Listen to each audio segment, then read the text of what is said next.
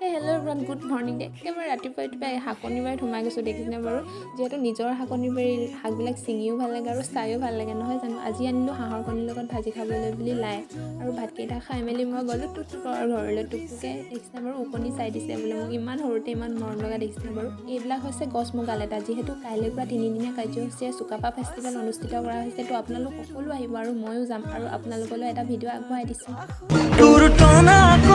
চকুৱে মোলৈ চাই হাঁহিলি কাঢ়িলি মোৰে কলিজাখন তোক দেখিকে না মৰম লাগিলে হয় তোক দেখিকে না ভাল পাই পেলাইছে ঐ তুই নাগা পাহাৰ লাগাছ মুই দেখা ভৈয়াম লাগাছো তোক নিদিয়ে জাননে মোলে মৰম নুবুজে।